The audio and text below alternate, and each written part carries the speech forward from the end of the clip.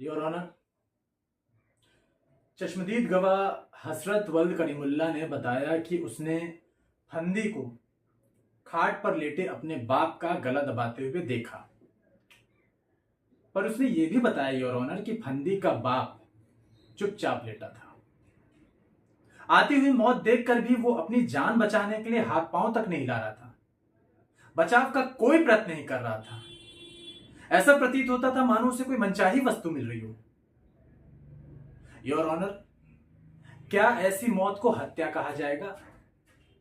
हत्या तो तब होती है जब हम किसी ऐसे व्यक्ति की इच्छा के विरुद्ध उसकी जान ले लेते हैं जिसमें जीने की इच्छा और उमंग हो।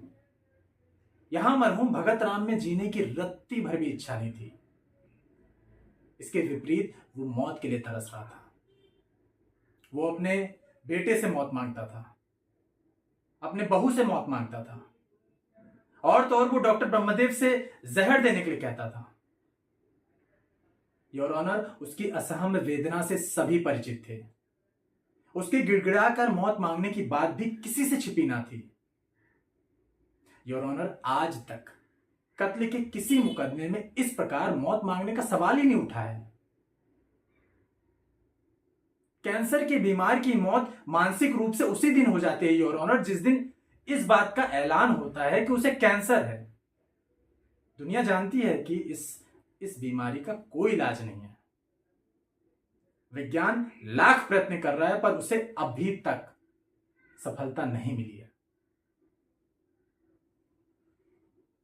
बीमारी का ऐलान होने के बाद वास्तविक मौत आने तक का काल एक तड़पन, दर्द, करहा और चीख तथा नारकीय वेदना का काल है।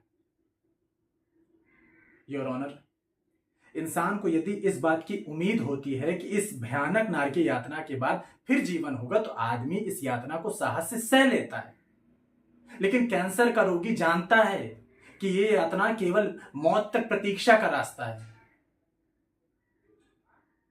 योर ऑनर, साहस का जन्म हमेशा जीने की इच्छा से होता है, मृत्यु की इच्छा से नहीं। कैंसर के रोगी का जीवन मानो अपने ही कंधे पर अपनी लाश ढोने का असहाय जीवन है। और यह यातना केवल इसलिए है क्योंकि इससे छुटकारा पाने की कोशिश करना या कराना दोनों ही कानून के खिलाफ है।